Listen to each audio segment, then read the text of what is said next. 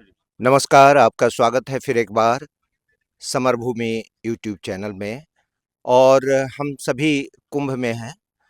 महाकुंभ लगा हुआ है। आप सभी जानते हैं कि विगत 13 तारीख को ये कुंभ लगा, मकर संक्रांति की पूर्व संध्या पर, और ये शिवरात्रि तक चलने वाला है। और इसमें देश भर के, और देश नहीं बल्कि देश के बाहर के भी संत महात्माओं ने अपने भक्तों की सेवा के लिए शिविर लगाया है। इसी क्रम में हम अभी कुंभ मेला के सेक्टर नंबर 13 में हैं, जहाँ की बिहार के सबसे बड़े बाबा पीठ, शिव पीठ, बाबा गरीबनाथ मंदिर के पुजारी और हम सबों के पूज्य संत, युवा संत श्री अमरनाथ महाराज जी हम सबों के बीच हैं। और इन्होंने बाबा गरीबनाथ धाम के नाम से आ, यहाँ भक्तों के ठहरने की, भक्तों के लिए निःशुल्क भोजन की इत्यादि की व्यवस्था की है। आइए हम युवा संत अमरनाथ जी से बात करते हैं कि ये कुंभ, इस तरह सेवा का प्रयोजन क्या है आपका, ये बताने का कष्ट करेंगे। नमस्कार। सभी सनातनियों को मेरा प्रणाम। और 144 साल के बाद जो है यह कुंभ, महाकुंभ कुंभ जो है ये लगा है। और इसमें जो है पूरे देश भर से संत, साधु, मंडलेश्वर सभी आदमी की आगमन हुआ है। हमारे पूजनीय शंकराचार्य स्वामी जी जो हैं वो भी आए हुए हैं। और सभी आदमी अपना अपना शिविर जो है लगाया हुआ है। और जो भी सनातनी आ रहे हैं उनके सेवा के लिए भंडारा, प्रसाद और रहने की व्यवस्था की गई है। इसी में हमारे बिहार के मुजफ्फरपुर जिला में जो बाबा गरीबनाथ धाम स्थित है, जो देवपीठ है और स्वयंभू भी है, तो बाबा गरीबनाथ धाम के से जो है ये आज एक शिविर जो है लगाया गया है सेंटर 13 में।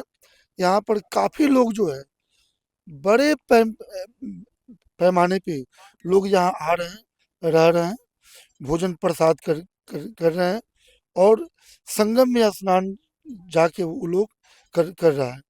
और हमारे जो संत हैं देवकी नंदन ठाकुर जी महाराज, उन्होंने धर्म सांसद भी लगाया। हमारे कंप्यूटर बाबा जो है गौ की मन की बात का भी शिविर लगाया। और ये कुंभ का मेला तो है ही, साथ में संतों का भी मेला है। जी जी यहाँ पर पूरे देश के संत जो है एकजुट हुए हैं। जी जी एकजुट होने का कारण क्या है? सनातन धर्म की रक्षा के लिए जी जी सनातन बोर्ड बने और भारत हिंदू राष्ट्र बने। और ये आपको गौ की रक्षा हो, सनातन की रक्षा हो। जी ये कैसे होगी? जी जब तक सभी सनातनी एक जगह नहीं बैठेंगे, जी अपनी मन की बात नहीं रखेंगे, जी और हम लोग जब तक पूरे सनातनी एक साथ में नहीं होंगे, तब तक कभी भी हम लोग भारत हिंदू राष्ट्र नहीं बनेगा। जी जी जी ठीक है? हिंदू राष्ट्र बनाने के लिए यहाँ जो 100 करोड़ से भी ऊपर जो सनातनी हैं, उन सबों को एकजुट होना होगा। और आज प्रयागराज में इस कुंभ मेला में साबित कर दिया है, जो मात्र 12 दिन और 15 दिन में कई करोड़ लोग स्नान करके सनातनियों का जो मान बढ़ाया है, ये पूरा देश इसके लिए जो है आज छटपटा रहा है कि इतना सनातन का भीड़ कैसे हो गया। सबके दिल में डर हो गया है। ठीक है? और डर होना भी जायज है। सनातन किसी से कमजोर तो नहीं है। सनातन किसी से कमजोर नहीं है। और ये हिंदू राष्ट्र का ये सबसे बड़ा ऐलान है इस कुंभ मेला में, कि हमारे जो है तेजस्वी प्रधानमंत्री, हमारे मोदी जी, और यूपी के मुख्यमंत्री आदरणीय जोगी जी, हम लोग को पूर्ण विश्वास है, सारे संत समाज को, कि यह लोग जो है भारत हिंदू राष्ट्र घोषित करेगा, सनातन बोर्ड बनावेगा और गौ को राष्ट्रीय पशु का दर्जा देगा। इसी पर इस कुंभ मेला में हम लोग जगह जगह पर धर्म सांसद, मन मन की बात, हर एक जो है हम लोग मीटिंग करके पुनः हम लोग जो है ये मोदी जी के पास आग्रह करेंगे कि इसको जल्द से जल्द जो है भारत को हिंदू राष्ट्र बनाया जाए। और बाबा गरीबनाथ के तरफ से ये जो कुंभ मेला में जी, सेवा शिविर लगा है, वो आगे भी लगेगा, उज्जैन में भी लगेगा, नासिक में भी लगेगा, हरिद्वार में भी लगेगा और पुनः प्रयागराज में भी लगेगा। 4 जगह जो कुंभ लगता है, जगह-जगह पे बाबा गरीबनाथ धाम का शिविर लगेगा, वहाँ पर भंडारा चलेगा। ऐसे तो भंडारा गरीबनाथ मंदिर में आज 8 साल से चल रहा है, 365 दिन। जी, जी, वहाँ तो 365 दिन चल ही रहा है। जी, और कुंभ मेला में भी हज़ारों लोगों को जो है भोजन कराया जा रहा है मुफ्त में, और यहाँ लोग आके रह रहे हैं। और हमारे बिहार वासियों से यही आग्रह है कि आप लोग भी कुंभ मेला में आके तन मन धन से लोगों का सेवा करें, सहयोग करें और पुण्य के भागी बने। और जो हम जो भंडारा चला रहे हैं, वैसे आप लोग भी चलाइए जी, जी, कि कोई भूखा न सोए, जी, जी, कोई भूखा न सोए। जी, ठीक है, गरीबनाथ की यही कहानी, जी। सबको खाना सबको पानी। क्या बात है, बहुत खूब। जय भोलेनाथ। तो गरीबनाथ की यही कहानी, सबको खाना सबको पानी।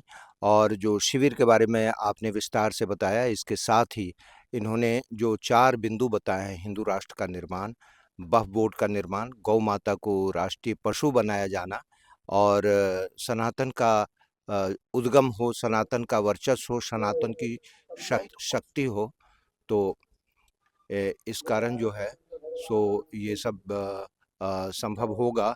महाराज जी, ये मैं जानना चाहता हूँ कि आपने कहा कि 100 करोड़ से ज़्यादा सनातनी इस देश में हैं और लगभग 20 करोड़ प्लस में मुस्लिम्स हैं, लगभग 3 करोड़ क्रिश्चियंस हैं, कुछ और माइनॉरिटीज़ भी हैं और आए दिन हादसे होते रहते हैं।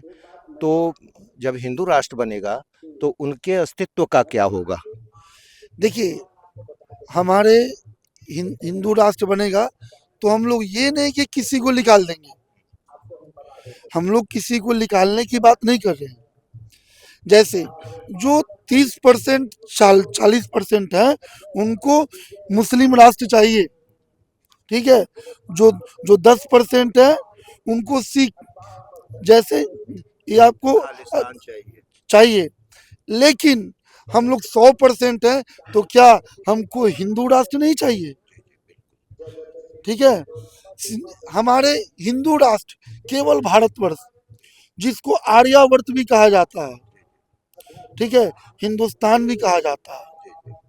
और इतने बड़ी संख्या होने के भी बाद आज भारत हिंदू राष्ट्र नहीं बना। क्यों क्यों नहीं बना? जानते हैं? क्योंकि इसलिए नहीं बना, हिंदुओं में जयचनों की कमी नहीं है। हिंदुओं में जयचनों की कमी रही है नहीं है। और राज्य नेता लोग हमेशा हिंदुओं के साथ गद्दारी किया है। तो मात्र ये जो दो दो जो संत जो आज प्रधानमंत्री और मुख्यमंत्री के पद पर जो बैठे हुए हैं, उनसे कुछ सनातनियों की उम्मीद है कि ये लोग कुछ करेंगे, और उन पर यह सनातनियों का विश्वास है। और आगे जाने भगवान की करना क्या है। लेकिन इस कुंभ मेला में जिस तरीके से व्यवस्था किए हैं योगी जी, शायद कोई ऐसा जो मुख्यमंत्री व्यवस्था किया होगा, संतों को, साधुओं को, भक्तों को सभी चीजों की सुविधा दिया है लोग। यह जो 27 तारीख को जो घटना घटी है, जी, 29 तारीख को मौनी अमावस्या। मौनी अमावस्या को जो घटना घटी है, उसमें हमारे प्रधानमंत्री भी दुखी हुए हैं, जी, जी, योगी जी भी दुखी हुए हैं। और किसकी गलती है उसकी जांच हो रही है, सरकार उसकी जांच कर रही है। जिसकी गलती होगी उसको दोषी करार देके सजा सरकार उसको वो सजा देगी। जी, इस विषय पर हम फिर आएँगे, ये जो घटना घटी है। मगर इससे पहले आपने कहा कि हिंदू राष्ट्र बनना चाहिए और हिंदुओं में, राजनेताओं में जयचंद हैं और आपने प्रधानमंत्री और गृह मंत्री जी को भी संत घोषित कर दिया है, तो हिंदू राष्ट्र बनेगा। मगर ये होगा कैसे? क्योंकि इसके लिए जितने लोग सांसद हैं, उनका 1/3 मत चाहिए, तभी इस पर विचार किया जा सकता है संसद के अंदर। और ये राजनीतिक मुद्दा है, ये हमारा सांस्कृतिक मुद्दा तो है ही, राजनीतिक मुद्दा है। और इस बार उनकी पार्टी को, दोनों संतों की पार्टी को पूरा बहुमत नहीं मिला है, वो बैसाखियों के सहारे चल रहे हैं, तो ये तो संभव नहीं दिखता है। उनकी बैसाखी जो है बहुत मजबूत है। बैसाखी भी जो है वो लिए हैं, वो मजबूत है। वो लोग कभी भी जो है हमारे प्रधानमंत्री को धोखा नहीं देगा, यह उम्मीद है। ठीक है। और महाराज जी, फिर भी 1/3 नहीं पूरा होगा। जो अभी जितना भी बहुमत है, तो वो 1/3 पूरा नहीं होता है। लगभग 400 के करीब सांसद चाहिए इसके लिए। जो भी हमारे हिंदू सांसद हैं, उनसे उम्मीद है अपनी कि वो लोग भाजपा को लोग समर्थन देंगे। यहाँ बात होती है समर्थन का। भाजपा, हम राजनीति की बात नहीं कर रहे हैं। हमारे प्रधानमंत्री जो भारत को हिंदू राष्ट्र घोषित करेंगे, उसके लिए विपक्ष के जो हिंदू सांसद हैं, वो लोग उनको समर्थन करेगा। ये आशा ही नहीं, पूर्ण विश्वास है।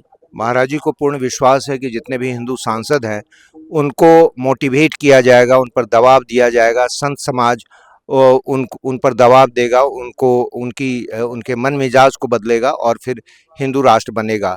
और हिंदू राष्ट्र के आपने कहा कि जयचंद हैं, तो हिंदू राष्ट्र का जो मुद्दा है, वो तो आज़ादी के पहले उठा था। और इसीलिए जो भारत और पाकिस्तान का बंटवारा हुआ, उसका जो मजनून बना, उसका जो शपथ पत्र बना, जिस पर कि कांग्रेस की ओर से पंडित नेहरू ने, और जिन्ना ने मुस्लिम लीग की ओर से, और ब्रिटिश अंपायर की ओर से ये लॉर्ड माउंटबेटन ने दस्तखत किया है, उसमें स्पष्ट लिखा है अंग्रेजी में कि भारत के जिन क्षेत्रों में मुस्लिम बहुल एरिया है, वो क्षेत्र मुस्लिम राष्ट्र कहलाएगा, और जिन क्षेत्रों में वो हिंदू बहुल एरिया है, वो हिंदू राष्ट्र कहलाएगा। तो ये तो मजनून लिखा हुआ था, और लिखा हुआ है, आज भी लिखा हुआ है।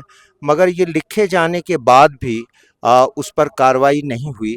तो क्या उसको भी आधार माना जाएगा, जो जो बंटवारे का आधार किया गया था? और इतना ही नहीं, उसमें ये भी लिखा गया कि बंटवारे के बाद हिंदू इंडिया के जो मुस्लिम हैं, उनको मुस्लिम इंडिया भेजा जाएगा, और मुस्लिम इंडिया के हिंदुओं को हिंदू इंडिया में भेजा जाएगा। इस बारे में आपका क्या कहना है? देखिए, ये तो राजनीतिक करके लोग जो है अभी तक नहीं किया है। लोग अभी तक नहीं किया है। लोग अगर कांग्रेस चाहती तो कब का इस झगड़ा को सुलझा देती, लेकिन कांग्रेस चाही ही नहीं। ठीक है। देखिए, ऐसे हम किसी पार्टी को दोषी नहीं मान रहे हैं। जब हम ही लोग एक्टिव नहीं थे आगे में, तो पार्टी को दोष क्या दे? ठीक है। नेता लोग सबको गुमराह करके रखा कि भैया आपका काम हो जाएगा, आपका काम हो जाएगा, लेकिन अभी तक कोई काम नहीं हुआ। एक हमारे नौजवान संत पंडित धीरेन्द्र शास्त्री आज करोड़ों हिंदुओं को जगाए। देवकी नंदन ठाकुर जी ने जगाया। 27 जनवरी को धर्म सांसद किया था देवकी नंदन ठाकुर जी ने। उसमें मैं भी था स्टेज पर, और मैंने भी समर्थन दिया कि नहीं, भारत हिंदू राष्ट्र होना चाहिए। और अभी अप्रैल में जो है हमारे आचार्य नरेशानंद जी महाराज जी जो है, वो पानीपत में भी जो है, ये आपको हिंदू राष्ट्र का जो है एक भव्य शोभा यात्रा जुलूस जो है वो निकालेंगे, जो पानीपत से चल के दिल्ली तक कुछ करेगी, और जाके मोदी जी से जो है अपना ज्ञापन देगी और आग्रह करेगी कि इसको तुरंत से तुरंत भारत को हिंदू राष्ट्र और सनातन बोर्ड की मांग करेगी, और गौ को राष्ट्रीय पशु की दर्जा देने की मांग करेगी। क्या आप उसमें शामिल होंगे, या आप आपका जो बाबा धाम है, आपका जो गरीबनाथ धाम है, वहाँ से आप स्वयं यात्रा निकालेंगे? वहां से हम स्वयं यात्रा निकालेंगे, और हमको उम्मीद भी है जो सनातनी है वो मेरा साथ देंगे। जो सनातनी है वही साथ देंगे, जो सनातनी नहीं है वो कभी भी मेरा साथ नहीं देंगे। सनातनी साथ देंगे, ये विश्वास है महाराज जी को, और ये भी उस यात्रा में शामिल होंगे। और इस तरह की यात्रा बिहार के, उत्तर बिहार के मुजफ्फरपुर से भी निकाला जाएगा। महाराज जी ने सनातन बोर्ड की बात कही, तो सरकार तो वह बोर्ड को भंग नहीं कर रही है, बल्कि संशोधन लाई है, तो इतना बवाल चल रहा है। और ये जो सनातन बोर्ड है, तो वक्फ बोर्ड के संशोधन में जब इतना बवाल राजनीतिज्ञ कर रहे हैं, और राजनीतिज्ञ ही नहीं कर रहे हैं बल्कि एक बहुत बड़ा वर्ग कर रहा है, वो कह रहा है कि ये तो मुसलमानों के साथ बहुत ज्यादती हो रही है, उनके अधिकार छीने जा रहे हैं, उनके घर द्वार छीन लिए जाएंगे। ऐसे में जब सनातन बोर्ड का कोई मजनून तैयार होगा और कोई प्रस्ताव लाया जाएगा संसद के अंदर, तब तो लगता है कि यहाँ गृह युद्ध छिड़ जाएगी। इसे आपने सोचा नहीं है क्या? जब वक्फ बोर्ड बना तो कभी हिंदुओं ने ऑब्जेक्शन नहीं किया, ठीक है। तो जब सनातन बोर्ड बन रहा है तो आपको ऑब्जेक्शन क्यों हो रहा है? सनातन बोर्ड बन रहा है तो आपको ऑब्जेक्शन क्यों क्यों हो रहा है? मगर अगर ऑब्जेक्शन होगा और उसकी आपत्ति की जाएगी, तो वैसे में संत समाज क्या करेगा? संत समाज का जो मांग है वो अपने मांग पर अड़े हुए रहेंगे। अच्छे काम करेंगे तो बाधा तो आएगी ही, लेकिन भारत में सनातन बोर्ड बन के रहेगा। ये किसी के रुकने से नहीं रुकने को है, ठीक है। और भारत जो है ये सनातनियों का है, और ये हिंदू राष्ट्र जो है, जिसको हिंदू राष्ट्र से तकलीफ है वो कहीं भी जा सकते हैं। जिसको हिंदू राष्ट्र बनने से तकलीफ है वो कहीं भी जा सकते हैं। उनके सनातन, उनके उनके 57 देश हैं। वो कहीं भी जा सकते हैं। मैंने व्यक्तिगत ये नहीं कहा कि भैया आप वहां चल जाओ, वो कहीं भी जा सकते हैं। लेकिन मेरा भारत हिंदू राष्ट्र बनेगा, इसको कोई रोक नहीं सकता, ये ना कोई काट सकता है। महाराज जी, आप लोगों ने पूरे देश में ये प्रचार करके कि हिंदू राष्ट्र बने, धीरेन्द्र शास्त्री जैसे लोग, गिरिराज सिंह जैसे लोग, और ये हिंदू नौजवानों को इतना उग्र कर दिए हैं कि वो सड़कों पर खुलेआम नारा लगाते हुए मिलते हैं कि भारत में यदि रहना है तो हिंदू बन के रहना होगा। तो क्या जब ये बोर्ड आ जाएगा, हिंदू राष्ट्र बन जाएगा, तो ये नारा दिखाई पड़ेगा स्वरूप में कि उनको भी हिंदू बना दिया जाएगा? देखिए, बात तो सत्य है कि अगर भारत में अगर रहना है तो हिंदू बनकर रहना होगा। अगर बटोगे तो कटोगे, अगर बटोगे तो कटोगे, अगर एक रहोगे तो एक रहोगे, ठीक है। तो हम यही कहेंगे कि कोई भी सनातनी न बटेगा न कटेगा, सारी सनातनी एक रहेगा, और एक रहेगा तभी मेरा भारत हिंदू राष्ट्र बनेगा, सनातन बोर्ड बनेगा, गऊ को राष्ट्रीय पशु की दर्जा मिलेगी। तो राष्ट्रीय पशु का दर्जा मिलेगा, ये अंतिम जो प्रश्न है वो हम करना चाहते हैं। जो महाराज जी ने कहा कि गौ को राष्ट्रीय पशु का दर्जा मिले, तो इसके लिए बहुत संक्षेप में बताया जाए कि आपकी क्या नीति होगी? नीति क्या है? जैसे कि जैसे गौ माता है, गौ माता जो है वो दूध देती है, ठीक है। उसके बाद उनके दूध से बहुत सारा कारोबार होता है। गौ माता से गौ लोग माता दूध देती हैं, और भारत दुनिया में सबसे ज्यादा दूध उत्पादन करने वाला देश है। मगर उसके साथ साथ भारत विदेशों को सबसे ज्यादा गौमांस भेजने वाला भी देश है, निर्यात करने वाला देश है। तो ऐसे में कैसे संभव है कि गायें जब हिंदू बेचते हैं कसाईयों के हाथ, और ये होगा? बहुत संक्षेप में, चूंकि समय कम है। एक चीज पहले बताइए, जो गौ कसाईयों के हाथ बेचते हैं उसको दोगला हिंदू कहा जाता है। जब तक आपकी माँ आपकी सेवा कर रही है तब तक माँ माँ है, और जिस दिन माँ बूढ़ी हो गई तो क्या उसको घर से निकाल दो? ये कहाँ का नियम है? जब तक गौ माता दूध दी, उनका ये आपने सेवा किया, गौ दूध देना बंद कर दी तो आप कसाई के हाथ से बेच दिए। इसको दोगला हिंदू कहा जाएगा। वो कभी सनातनी नहीं हो सकता, वो हिंदू नहीं हो सकता। उसके जात में एक ही हिंदू लगेगा, सिर्फ वो दोगला हिंदू है। बहुत धन्यवाद महाराज जी, आपने बहुत गंभीर मुद्दों पर चर्चा की और आप युवा संत हैं, आपके सामने पूरा जीवन पड़ा है और आपने बड़ा संकल्प पूर्वक कहा कि ये हिंदू राष्ट्र बने, यह देश, यहाँ सनातन बोर्ड बने, यहाँ गौ माता की रक्षा हो, गौ राष्ट्रीय पशु बने, इत्यादि विषयों पे बातचीत हुई। आपको इसके लिए बहुत बहुत आभार प्रकट करते हैं। धन्यवाद। सभी सनातनियों को मेरा प्रणाम।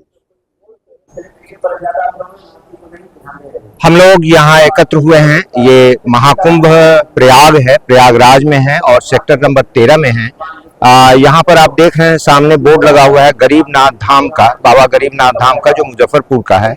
और हम सबों ने आज तिथि है 30 जनवरी का, और कल एक छोटा सा हादसा हो गया जिसमें हमारे बहुत सारे सनातनी संगम तट पर बलिदान हो गए धर्म के लिए। तो उनकी स्मृति में हम लोग श्रद्धांजलि अर्पित कर रहे हैं 2 मिनट का, सब लोग सर झुका के। अच्छा, काम करें और जाने को क्यों नहीं जाऊंगा, और बंधुओं चले इतना बड़ा करने के बाद भी भगवान के धाम।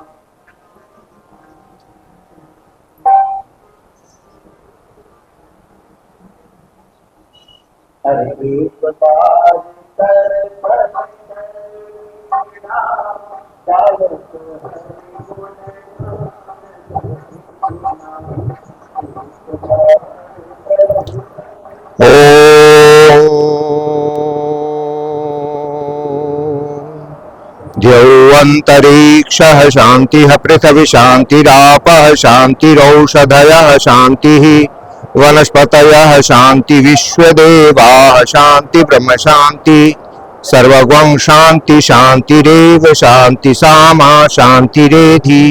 ओम शान्तिः शान्तिः शान्तिः। ओम।